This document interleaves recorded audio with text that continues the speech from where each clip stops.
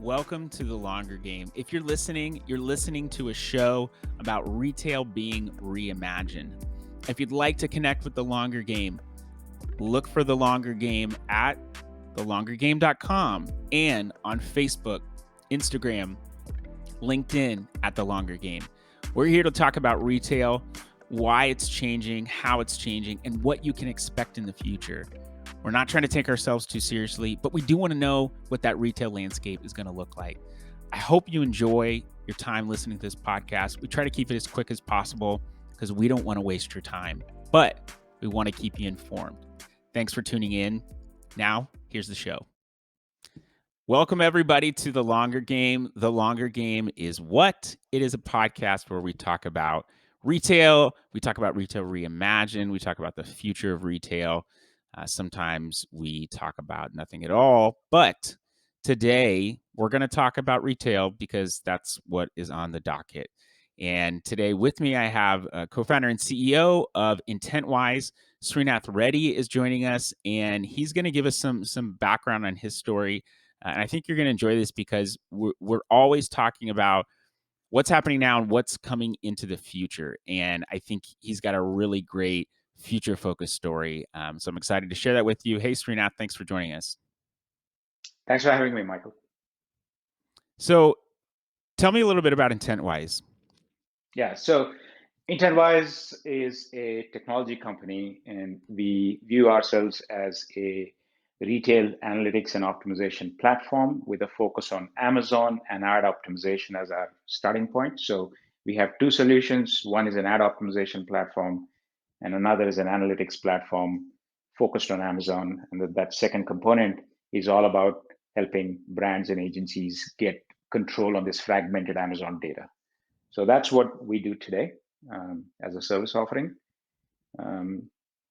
When Yeah, you didn't always used to focus on Amazon, so walk me through yeah, what yeah, that journey looks like. Where did you start? What was the catalyst? yeah, And now why Amazon? And is that where we ended? Is Amazon where we ended? yeah. No, great question. So before I was an entrepreneur, I was what I call a entrepreneur in a day job, which is I like that. so. But I spent the last 15 years in either a data management role or a performance optimization role, performance marketing role. So I left my job to start Intentwise, and my initial focus was on bid optimization for large Google AdWords spenders. Okay. But as with any entrepreneur's journey, one thing led to another, where we saw some of our customers shift a lot of their budget over to Amazon, and we just saw a massive opportunity in front of us, and we completely shifted focus as a business to Amazon. And it doesn't stop there, right? So things keep evolving, and now it isn't just Amazon, it's every retailer you can think of is opening up ad platforms. So we are starting to focus on cross retailers. Walmart.com has their own ad platform. Walmart, yeah, that's true. And then the rest have, and Instacart does, and eBay does, and the Okay. rest are using some third party platform to power their ads. So Now uh, eBay's ad platform is very interesting for a couple reasons. One is in the last time I started over a decade ago and left my full-time job after a year of selling product on eBay only, which is oh, kind of nice.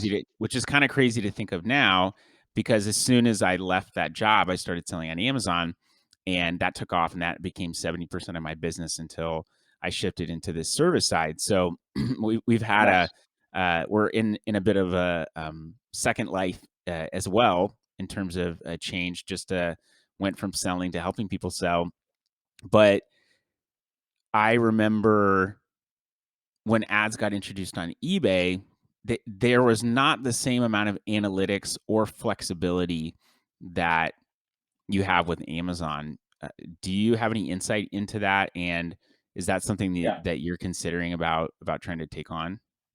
Yeah, I mean, I think, I haven't done too much on the eBay side, and I also Okay. know that when they first came out with their ads, there weren't a ton of levers or ad formats. It's pretty simplistic, and I know that they're making a massive push and changing that, turning it into a real PPC model and things like that. So that's coming. Oh, okay. Well, Um, that's good to know. yeah, so You heard it here first, people. Well, I don't know if you heard it here first, but you heard it here.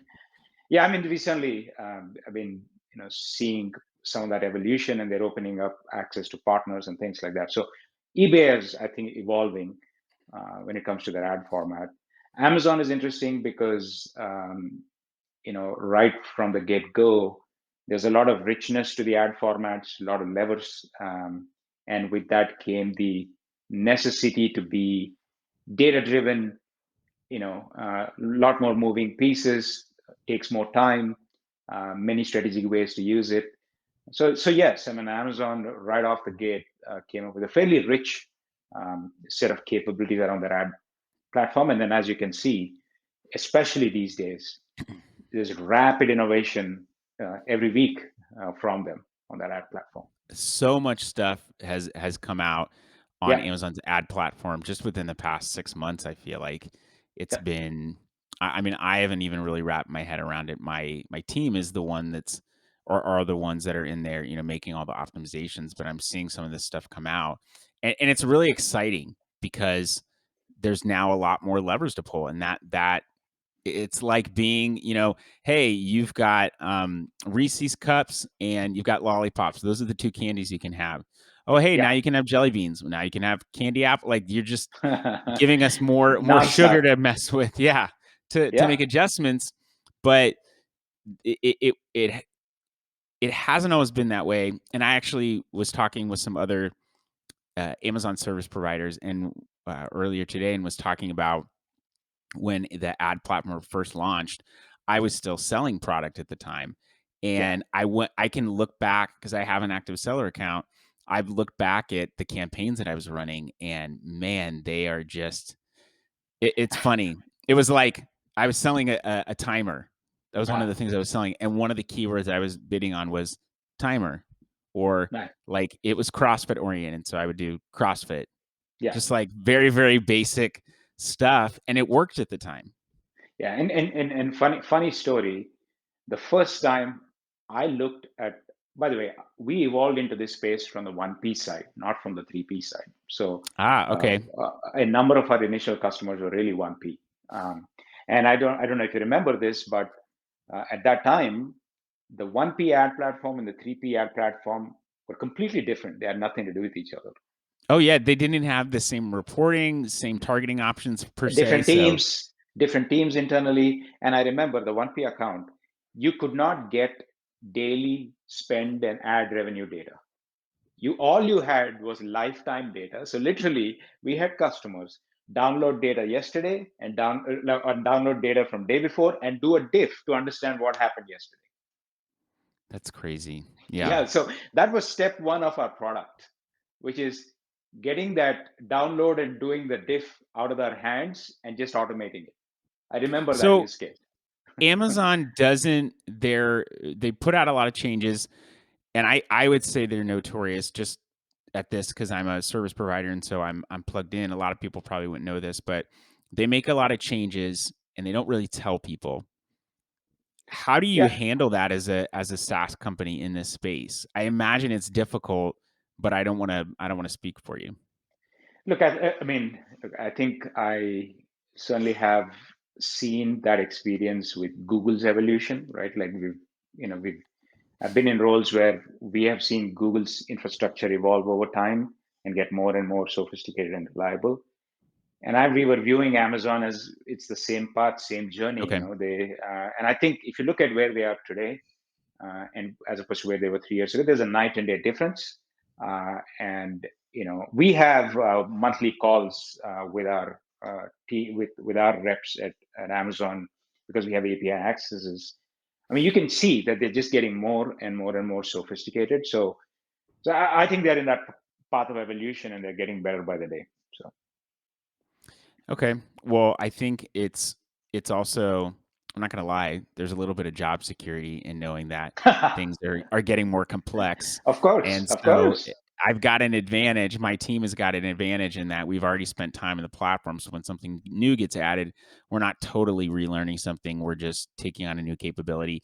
And something that a lot of people, I don't hear a lot of people talking about, but is really true is experimentation on Amazon is a lot of how you find success. Now, you're not necessarily doing wild experimentation Yeah. saying, "Hey, we sell a dress, so we're going to advertise on butter." I mean, Yeah. I don't even know that that would work, but there's a lot of experimentation that happens, and it starts with your best guess, Yeah. and then it's just testing if that works, and then collecting data to see, should we keep doing this or should we not? Yeah. No, I mean, 100%. Like, and see the way I see it, right? Like, if you're a business, if you're a seller selling on Amazon, um, I think there just has to be some rank ordered sense of what your true competitive differentiation is. What I mean by that is, if you have a phenomenally innovative product and there's not a lot of substitutes, having advertising run maybe slightly less efficiently doesn't change that much because you've got Sure. this core competitive moat, right? Or maybe, yeah, we have the same products, but there's some efficiency in your supply chain that gives you a margin advantage. Hmm. Or you know what? We don't have a ton of advantages there, but I'm going to be really, really good, data driven, experimentation focused, and I'm going to get more from my ad dollar than anybody else.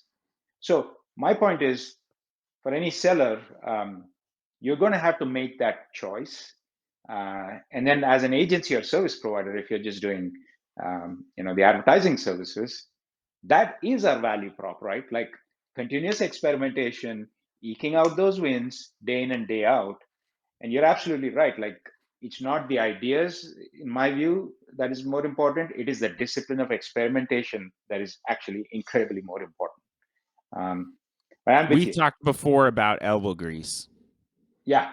Elbow Yes, we did. elbow grease is what gets things done. Ideas are awesome and they're cool, but and I said to you, faith without works is dead.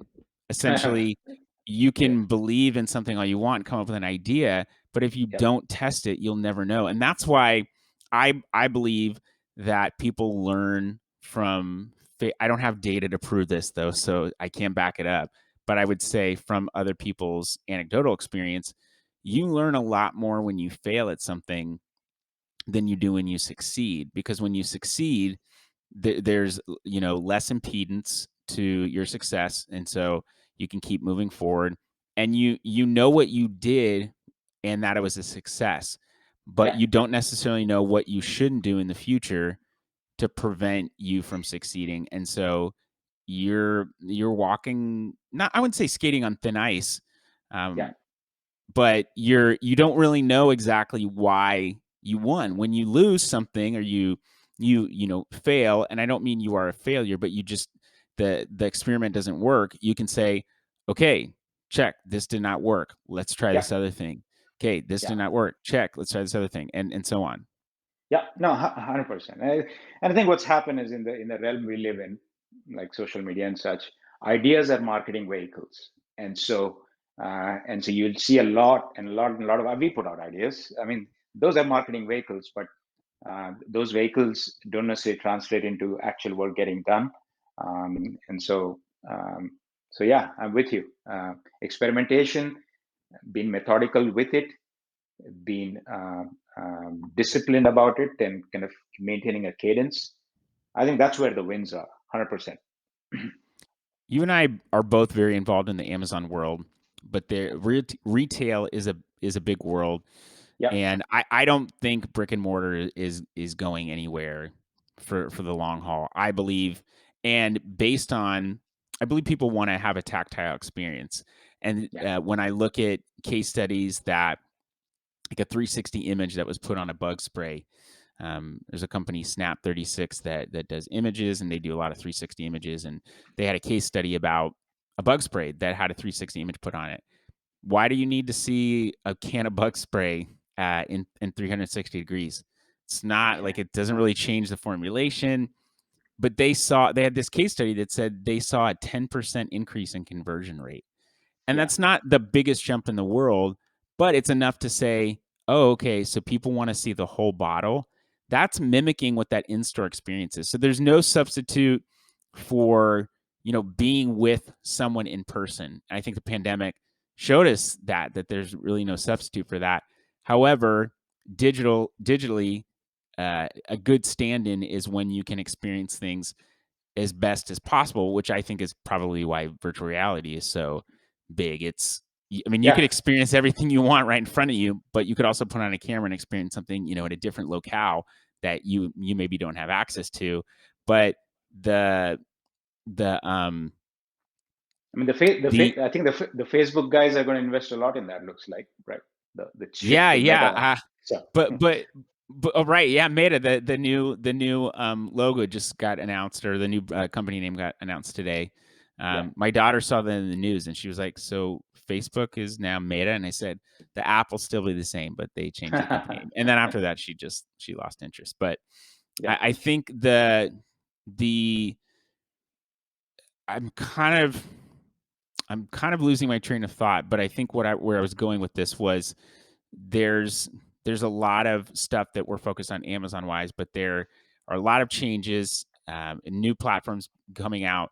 But brick and mortar is not necessarily going to go anywhere, and people still want a tactile experience.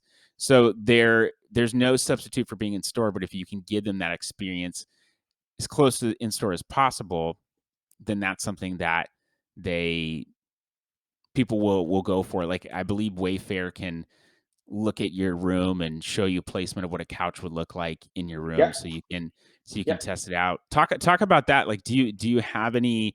Is there anything that IntentWise is doing in that regard, or what are some of your thoughts on the way technology is moving to really replicate the in store experience? Look, I mean, we live in the Amazon realm. I mean, we can look at what Amazon is doing, right? They are expanding offline, and they're trying all kinds of ad formats. And I remember one day, different activities during the day, I saw 4 different formats of Amazon stores, right? A 4-star store, a pop-up store, a Go store. The fact is, I agree with you. The in-store shopping element is not going to disappear, but I do think that COVID has probably fundamentally altered it. In part, because people realize the convenience of buying online. In part, because the places that you wanted to go buy probably won't exist. So I think the formats will fundamentally change. I do think there'll be a ton of innovation in this offline shopping experience, and I do think we are moving. There'll be more and more integration of offline and online experiences. And frankly, if you talk to any retailer, by the way, before I, worked at Orbitz, which my previous job, I spent a ton of time at a company that designed store systems for Best Buys. Circuit City, if you remember, that existed. Oh, I remember Circuit City. I Uh, remember getting so, a CD so player worked on in my car or something from Circuit there you City. go. I mean, even back then, retailers always thought about an integrated experience, but it's just that consumer tech wasn't there, or the sophistication of tech capability within the hands of a shopper wasn't there back then. Like, mobile phones were never as sophisticated back then. But that all is converged to a place where I think, first of all, stores have to innovate. Players like Amazon will force that innovation on everybody else. And offline, online, you will see more and more of it. But I do believe, though, that a reasonable amount of products that you would go buy offline are probably shifted online, Hmm. and then you've got all these subscription mechanisms that'll keep it there, right? I just want to hit a button and I want this delivered at my home. I don't need to go see it. So I think there's a mix of all of that happening all at once.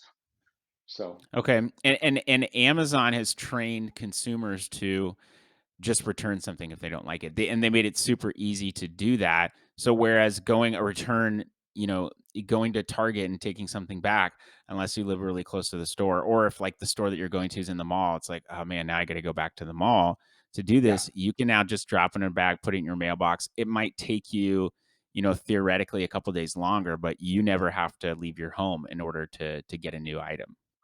I mean, yeah. Right now, like, easy return process is just like table stakes now. Like, you cannot not have it if you want to compete, Yeah, right? if It's you done. don't have an easy return process, people Nobody's aren't going to buying. purchase from you. That's it. So, and I also want to say, like, talking about integrated experiences. I just moved from Chicago to San Diego. We still haven't figured out what stores are where. There's a Target close by. Okay. And literally, my daughters or my wife or I just go onto the Target app, press, and hit pick up. You drive up, hit a button, there someone comes and puts stuff in your trunk and you drive back. And that's crazy. I mean, think about it. Like, Yeah. that's what we do. It's We do like gas. Remember gas stations that Oregon is actually still this way. You can't pump your own gas unless they change it in the past 5 to 10 years. But when people, everything was like, service, it was about pumping your gas and all that kind of stuff. And then everything went very big. And how do we industrialize and commercialize things? How can we produce things at scale? And there's really Yeah, a detachment, I think, from the experience. Customer service was there, but there was a detachment from the experience. And it seems like tech is actually enabling us to your point, have a more integrated but also more engaging experience where you can engage with the app, you can see what you want. You're still engaging with the person, just the format of that has changed. completely, 100%. And then the last thing I would add is that uh, the next generations, and maybe I'll date myself in saying this, but generationally, their demands are very different. The way my daughters shop versus what I do, completely different. So there is actually that generational shift also that is coming along that is going to Talk force about some of that. these. Talk Yeah. about how you shop for something and then talk about how your daughter would shop for something because I'm curious to know what are some of the differences there. My daughter's Yeah. 8, so she's not shopping for things, but what she watches on YouTube, Yeah. it's not inappropriate. I just question, like, is this really entertaining? I don't think so, but she loves it. So, No, I mean, simple. Like, I still go walk into a store for certain things, and I shouldn't have to. My daughters will never do that. Right? So okay. it could be as simple as that. And then the apps they use and all of that is just very different from what I do. So it's just the entire online presence and engagement with online is just very, very different. Well, it'd be like us saying, okay, we use computers really regularly, and I grew up when the personal computer was becoming a thing, whereas my parents' generation, Yeah, they, my dad for work um, had to really, understand how to use computers and all that stuff, and then cybersecurity and whatever. yeah, Well, my mom didn't have to, and so she's not quite as adept at using her computer, whereas my daughter could go on her iPad and just kind of mess around and figure things out. And yeah, I know if I get on a computer, if something doesn't work, I at least know where to go to kind of start looking for things. And I'm always kind of amazed when someone says, "Who was it that did this thing?" And I'm like, I don't know. And I'm like, just well, get out your phone and look it up. Like if you that's really right. want to know. So there True. we have all this information at our fingertips, but the troubleshooting part I think is can be difficult because if you get even when it comes to Amazon, if Amazon says no, this doesn't work, and you think, oh, okay, well they said no, I guess that's it. But you Yeah. don't realize, oh, if you ask them a different way, they would actually say yes. Or if you gave them this piece of Yeah. data and this certificate, then they would say yes. Yeah. Troubleshooting is a big part of it. True. Yeah. And just because of, yeah, the complexity of it absolutely makes sense. What is what do you see coming up for? I mean, you're a retail analytics platform. What are and ad optimization platform? What do you see coming up next? Like, what are some of the trends you feel like that are helping drive Yeah. your company direction? Well, first of all, I mean, the most obvious one is advertising is now an option on almost every retail platform, and there's a fundamental, I think, financial reason why they're doing that. Retailers Sure. inherently are low margin businesses, and here comes a product idea that drops most of the cash to the bottom line. You know, Advertise on our own site? What? yeah. So every retailer is advertising, and I think depending on who the seller or brand you're speaking with, there's some interest in all of that. I do believe there's a significant amount of retail media still will be Amazon, for the simple reason that there's about three factors that drive the size of retail media on any platform, which is what is your online traffic, Mm. how engaging is that traffic on your site, and how often do they come back, right? And if you look at Amazon, right, Amazon engages you so many ways. I mean, you go there for shopping, but you also go there to watch shows. You do, I mean, Yeah, that they, was a big move.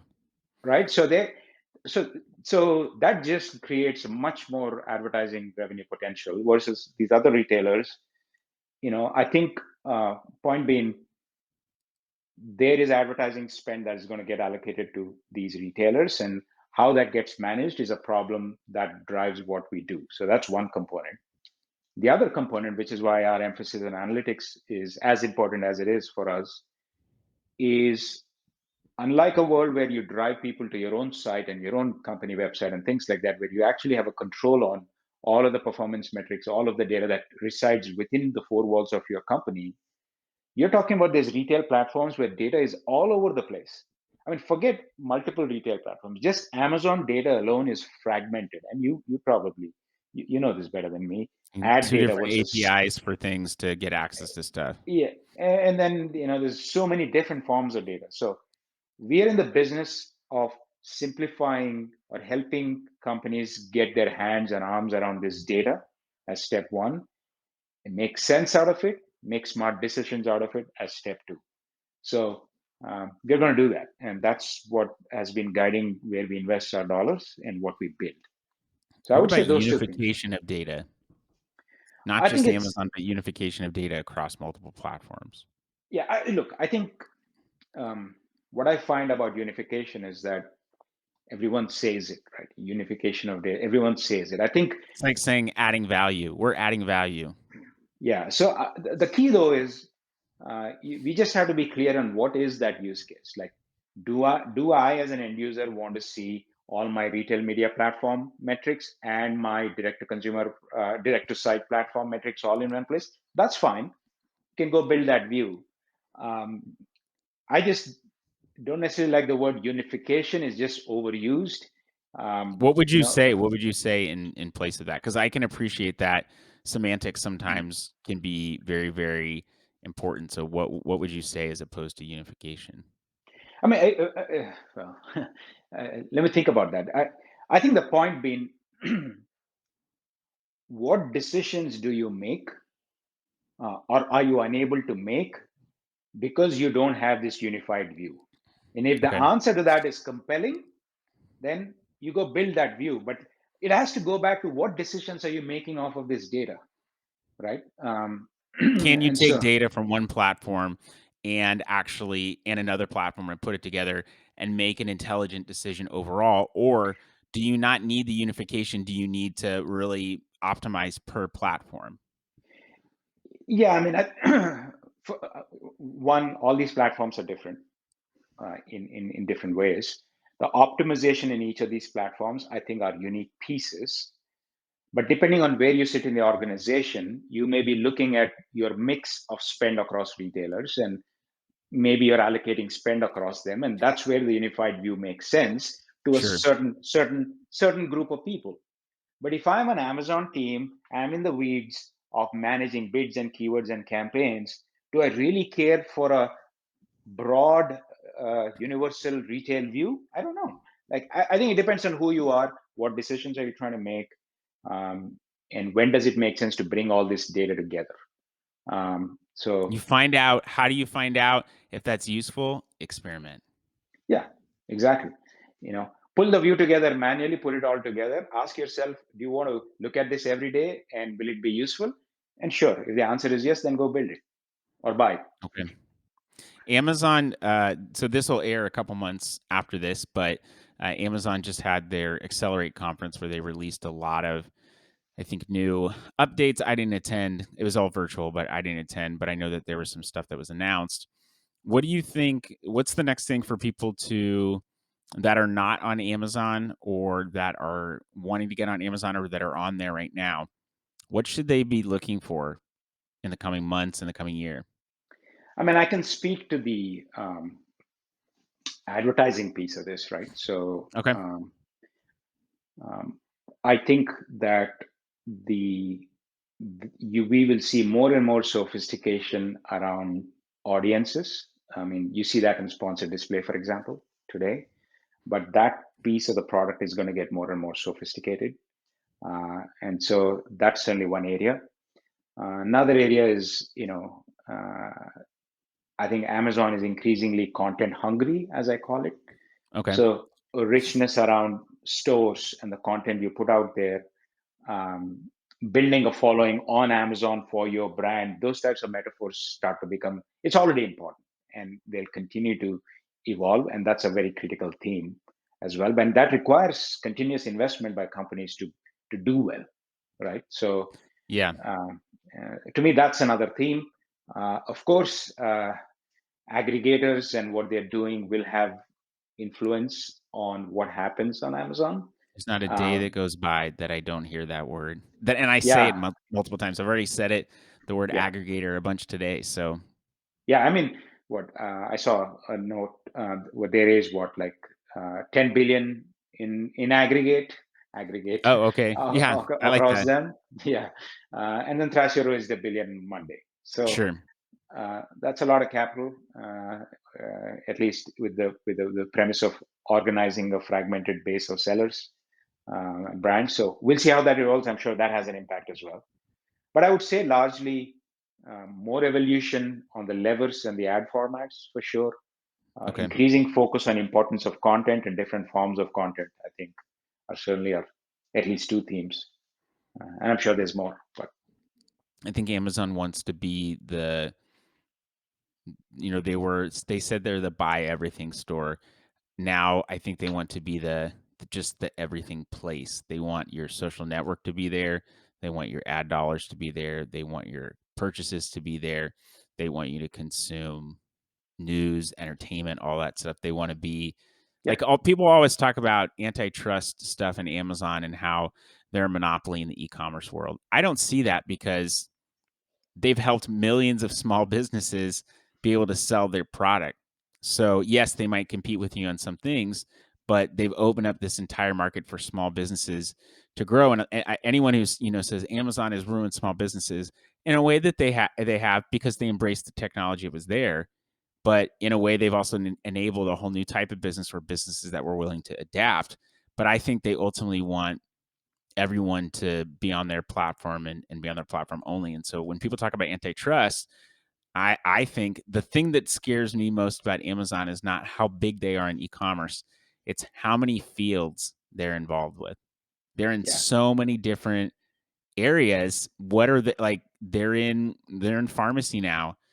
They're in e-commerce. They're in data hosting and management and all that stuff. They've done some healthcare stuff. I mean, there's a lot of different logistics. There's so many things that they're involved in. That to me is like at some point we're gonna pick up our Amazon phones on our Amazon computers, in our Amazon mugs, and talk to our Amazon refrigerator. Like where does it end? yeah.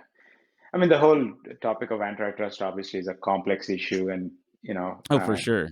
it's don't have the expertise to even comment on that. But I think to me, what is always fascinated about the way Amazon has gone about doing stuff is you've got the Google and the Facebooks and the Microsoft, largely in kind of maybe one, two, or three lanes, right? Building businesses.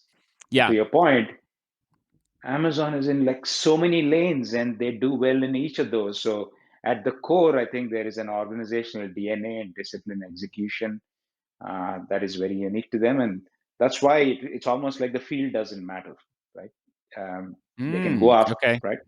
They can go after anything. So it's incredible to me that they have been able to do that at the scale that they are at, right? So that is the true, I think, um, unique aspect to Amazon. Now the whole societal impact, and I mean that's a very different conversation. Lots of Sure. sides to it, a lot of complexity to it. So Well, and there's a lot of subjectivity in there too. exactly. That's a show for another day. So, Sreenath, if people want to find you, we Yeah. know they can't find you in Chicago anymore. You're probably in San Diego. Where are you going to be at? Are you going to be at the bar? Are you going to be at a restaurant? Are you going to be hunkered down in the basement? La Jolla Shores. I'll be on a La bench Jolla somewhere. Shores. Yes. Okay. Where can they find you if they don't want to creep on you and come to your house? Just, I'm on LinkedIn, or, Sreenath at intentwise.com. That's my email. Yeah, those would be the two ways to reach me. Okay, and your URL for IntentWise is just intentwise.com, right? Intentwise.com. That's All right, exactly people, right. go and check out IntentWise's platform. I know I've used it and I was impressed with it. And I think that one of the benefits of using the platform is you can automate some things, but you don't have to. And I know True. a lot of platforms force you into doing the things the way they want you to do them. But one of the things I like about this platform and some other new platforms that are coming out is they're saying, here's everything you could want, handle Yep. it however you want to. Cause you're not telling people how to strategize.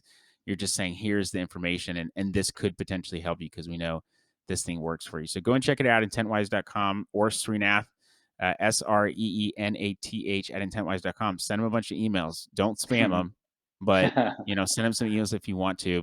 Thanks for joining us today on the Longer Game. We talk about retail. That's pretty much it. I don't have anything else to say, so we're gonna get out of here. Take care, everyone. Well, thanks so much, Michael. This was great. Oh yeah, you're welcome, man. You can come back anytime. Take care. Cheers. Bye. Thank you for listening to The Longer Game. We genuinely appreciate your time. And if you want to connect with us, please reach out to thelongergame.com. You can fill out a contact request form there. You can also find us on majority of the social media platforms, except for Twitter. That's the only one that we're not really on. This show is brought to you by my agency, Cartology. We're helping brands accelerate growth and become profitable on Amazon. If you'd like to know more, go to thinkcartology.com, fill out a contact form, and we'll get on the phone. That's what it's all about, connecting with you and building a relationship. This show is also brought to you by Arch DevOps. They are the ones that are helping make all the logistics of this podcast happen. We are so thankful for them. If you want to get your podcast up and running and you want to automate as many things as possible, go to archdevops.com. That's ARCHDEVOPS.com and reach out to them. They can be super, super helpful. Thanks for tuning in. I hope you have a great rest of your day and be blessed.